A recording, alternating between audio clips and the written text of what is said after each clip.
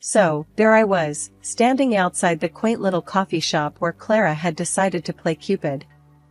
Clara's been my go-to gal since high school, always into stars and numbers, and all that jazz. Me? I've always kept my feet on the ground.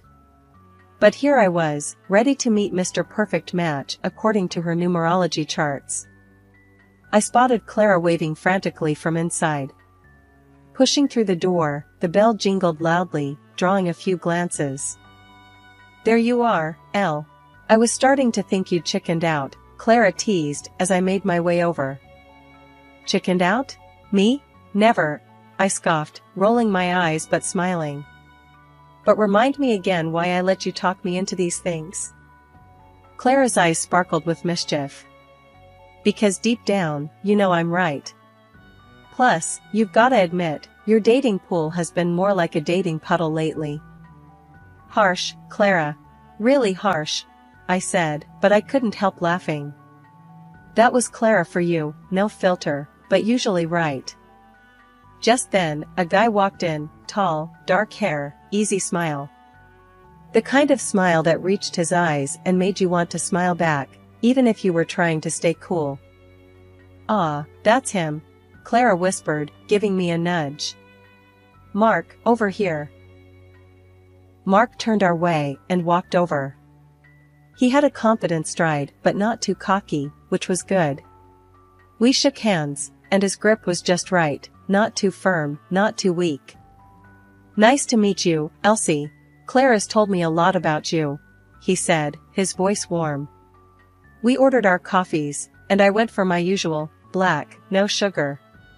Mark went for the same, and Clara teased, "Look at you two, already a perfect match." As we settled into our seats, the initial awkwardness melted away surprisingly quickly.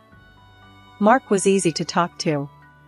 He didn't just talk about himself either, he asked about my work as a video editor, genuinely interested in the details. "So, you edit videos? That sounds cool. Bet you've seen all sorts of crazy footage," Mark said, leaning forward, elbows on the table. "You have no idea," I laughed. "From wedding bloopers to failed YouTube stunts, I've seen it all." "What about you?" Clara mentioned something about engineering. "Yeah, I work with a small firm downtown. We handle all sorts of projects, from bridges to buildings. Keeps me on my toes," he explained. The conversation flowed from work to movies to our shared guilty pleasure of bad reality TV. It felt like talking to an old friend rather than a guy I just met. As the evening wound down, Mark said, "I had a great time tonight, Elsie. Maybe we can do this again? Just the two of us?" I hesitated for a split second, old habits die hard, but nodded. "I'd like that." We exchanged numbers, and as I walked home later, I couldn't help but think maybe Clara's numerology wasn't all nonsense. Mark really did seem like a great guy. But only time would tell. For now, I'd just enjoy the flutter in my stomach that I hadn't felt in a long time. When I moved in with Mark, everything felt like it was falling into place. He had this old house, a bit of a fixer-upper, but it had charm. We started talking about making it our forever home, and that's when the whole money talk came up. It was a lazy Sunday afternoon, and we were lounging on the couch with cups of coffee, going over some bills and future plans. "Elle, you know how I've got that mortgage hanging over me, right?" Mark started, a bit hesitant. "I've been thinking, maybe we could use some of your savings to pay it off. It would be a load off, and we could start fresh, you know?" I took a sip of my coffee, buying some time. My savings weren't just rainy day money, it was the inheritance from my grandma, meant to be something special, something she saved for me. "Mark, that's a lot of cash. We talking about all of it?" I asked, trying to keep the surprise out of my voice. "Not all, no. Just the mortgage part. We'd still have plenty left for the house and maybe some extras," he said quickly, like he'd rehearsed it. I set my coffee down and turned to face him. "Look, I get where you're coming from, but that's big money. And it was meant for my future, you know?" Mark nodded, reaching for my hand. "I know, Elle, and this is our future, right? Together?" Paying off that mortgage would mean less stress about finances. We could even start talking about renovations or a new car. I pulled back a little, thinking it over. It wasn't just money, it was security, my security, and Grandma's wish. But then, wasn't a happy, stress-free home with Mark worth it? Okay, suppose we do this, clear your mortgage. What's next? We're just going to jump into renovations? I asked, feeling the weight of the decision. Yeah, think about it. We could redo the kitchen, maybe knock out that wall to open up the living room. Make it really ours, he said, his eyes lighting up with every word. And furniture? We gonna spruce up that too? I was warming up to the idea, picturing the house transforming with us. Absolutely. New couch, dining set, maybe even that patio set you were eyeing last week, Mark replied, squeezing my hand. So, we did it. Paid off his mortgage and started planning the renovations. The next few months were a whirlwind of contractors and paint samples. The house was turning into what we'd imagined, and it felt good, mostly. There were moments, late at night, when I'd wonder if I'd put too much into this, too soon. But then I'd see Mark, all excited about picking out fixtures or tiles, and I'd tell myself it was right. The phone call that shook our newly renovated home came late one evening. Mark's phone lit up, buzzing insistently on the kitchen counter. The look on his face when he picked up told me it wasn't good news. Mom? Slow down, what's happened? Mark paced the length of our kitchen.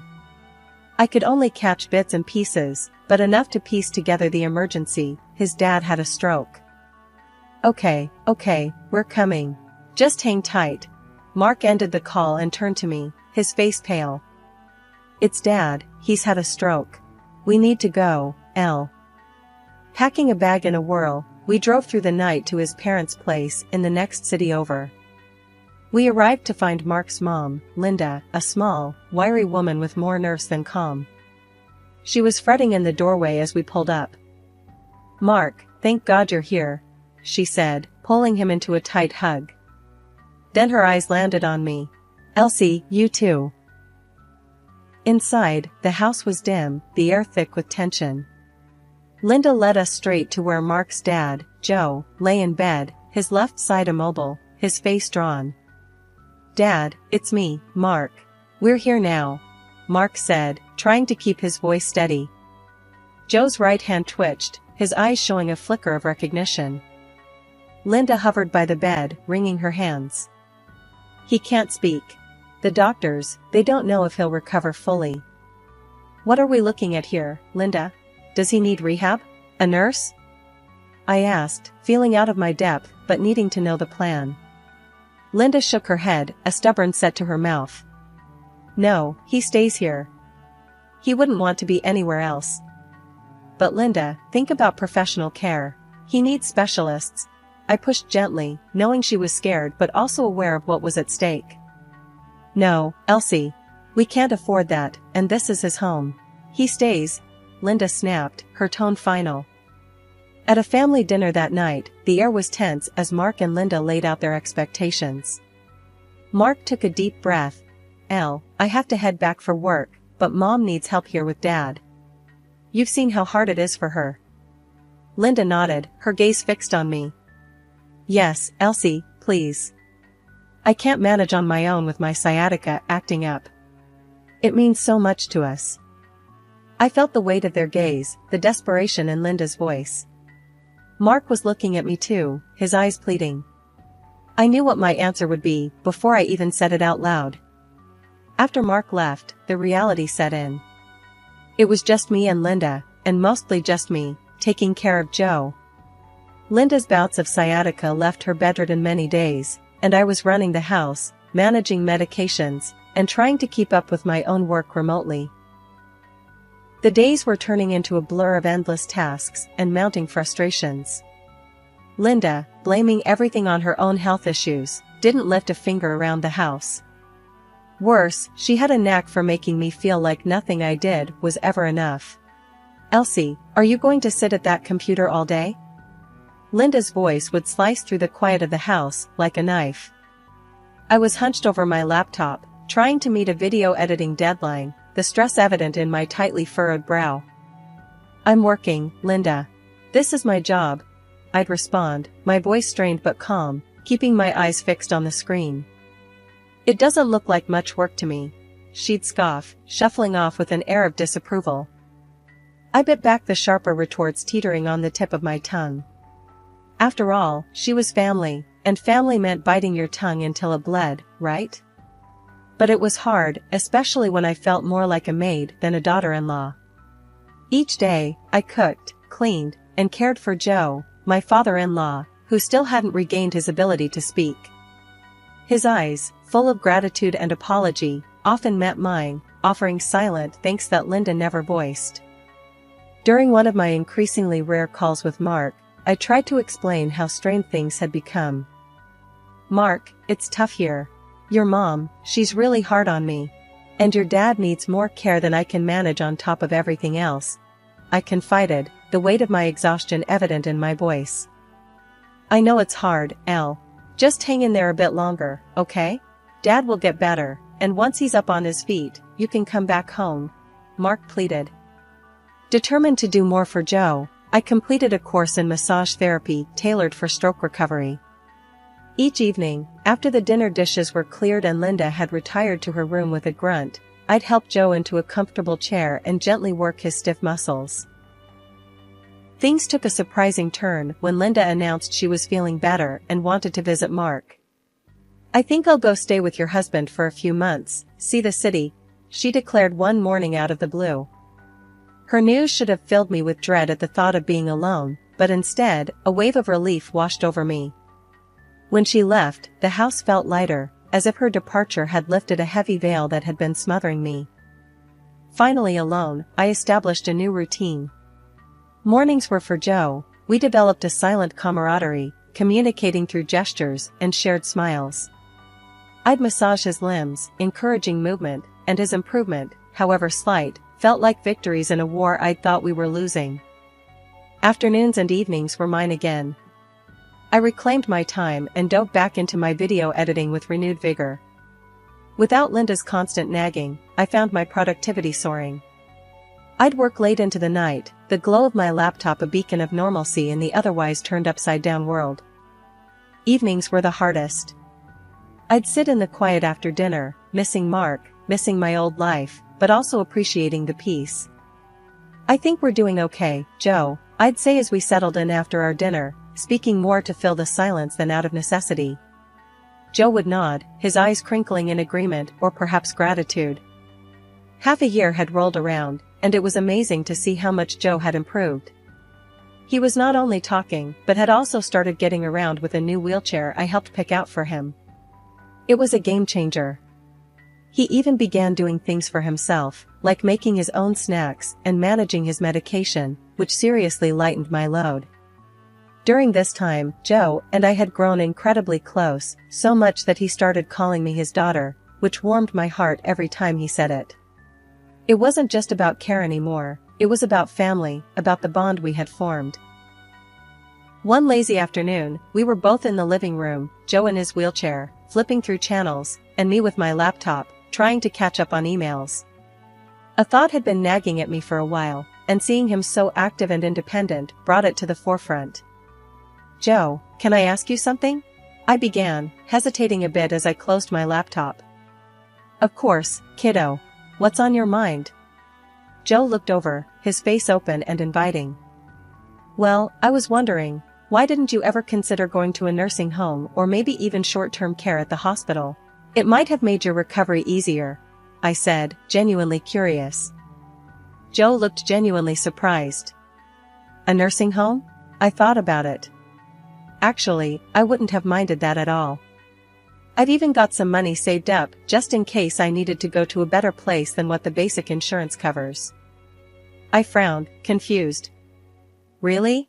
Linda told me you were completely against it, that you wanted to stay here no matter what. She said there was no extra money for anything else." Joe's face hardened slightly. "That's not true, Elsie. I never said I wanted to stay here no matter what. And the money, it's there. I guess she didn't want me using it on a nursing home. That conversation left a sour taste in my mouth. It seemed there were decisions being made without Joe's input, which didn't sit right with me. But before I could dig deeper, my work pulled me back in. I'd landed a major video editing project that demanded almost all my attention. It was a big break for me, a chance to really make a name for myself in the industry. Life settled into a comfortable routine. Joe was doing well, my career was on an upswing, but there was a void where Mark used to be. His visits had become non-existent, and his calls were brief and distracted. Busy at work was always his excuse. As Joe's health stopped causing concern, I thought it was time to mend things at home too. With a heart full of hopeful anticipation, I packed up some of my things, hugged Joe goodbye, and headed back to the house that Mark and I had turned into a home. It was late evening when I arrived, the neighborhood cloaked in darkness, the familiar glow of our porch light a beacon in the night. But something was off. As I approached the front door, my key wouldn't fit into the lock. Confused and slightly anxious, I rang the doorbell. After a few tense moments, the door swung open, revealing a woman I'd never seen before. "Can I help you?" she asked, eyeing me suspiciously. I live here with my husband. Who are you?" My voice trembled, a mix of confusion and growing dread setting in. "I'm just watching the house for the new owner," she responded, her tone cautious yet firm. "New owner? There must be some mistake. This is my house," I said, the firmness in my voice belying the shock that was starting to take hold. "I'm sorry, ma'am, but the house has been sold." "Maybe you should call your husband or something," she suggested before she started to close the door. Panic rising, I stepped back, pulling out my phone to call Mark. My hand shook so badly, I nearly dropped it twice. When he finally answered, his voice was cold, detached. "Mark, what's going on? Why is there someone else in our house?" I demanded, my voice cracking under the strain. "Elsie, I sold the house. We needed to move on. I bought a new place with my mom. There's no room for you there," he said, his words like ice shards piercing through me. "But all the money I put into that house, our house. How could you sell it without even telling me?" I could barely keep the desperation out of my voice. Mark laughed, a sound so chilling it echoed in my ears. "You think you can prove any of that? Good luck, Elsie. Are you divorcing me?" My voice was a whisper, barely audible even to my own ears. "The papers are on their way to Dad's. You can sign them and send them back," Mark said flatly. "Mark, please, what about your dad? What about Joe?" I pressed, desperate for some semblance of sanity in this madness. "He's no longer my concern. Mom's got the will in her favor now. We don't need you, or him. Why don't you take care of him if you're so concerned?" His tone was dismissive, as if discarding not just his father, but our entire life together. The line went dead, the finality of the tone signaling the end of everything we had built. I stood there in the dark, alone, the cold night air wrapping around me like a shroud. The woman in the house turned off the porch light, and suddenly the beacon that had always signified home was gone, leaving me in darkness. I stumbled back to my car, my mind a whirlwind of betrayal, pain, and disbelief. The drive back to Joe's was a blur, my thoughts racing as I tried to piece together the shattered remnants of my life. How had everything gone so wrong so quickly? Steeling myself, I got out of the car and walked up to the front door. It opened before I could knock, Joe looking up from his wheelchair, his expression worried. "Oh, Joe, it's all gone. The house, Mark, he's left us with nothing." Joe took a deep breath and looked me straight in the eye. "Elsie, I've known about their scheming for a while now," he began, his voice grave but steady. "After my stroke, when I couldn't speak or move, I heard them. Linda and Mark, plotting right in front of me." I stared at him, aghast. "What? You knew?" My voice cracked under the strain of my emotions. Joe nodded slowly. "Yes, I heard them planning to sell the house out from under you. And worse, they planned to dump me in some cheap care facility once they cashed in on my assets." I felt a cold fury building inside me, replacing the despair. How could they be so cruel? To you, to me? I struggled to wrap my head around the depth of their deceit. Joe's face hardened. They're only after the money, Elsie. That's all they've ever cared about. He paused, taking a moment before he reached into the pocket of his cardigan. Pulling out a set of keys, he placed them in my hand. But I've made moves of my own. I bought the house back, secretly. It's yours now, Elsie. I want you to have it. Tears welled up in my eyes again, but this time they were tears of relief mixed with a fierce determination. Joe, thank you. I don't know what to say.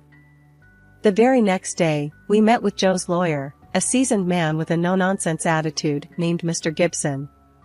In his office, filled with legal books and papers, Joe made it clear he wanted to change his will. I want everything to go to Elsie.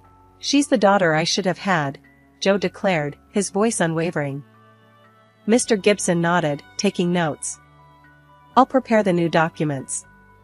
Elsie, you're about to become the sole heir to Joe's estate.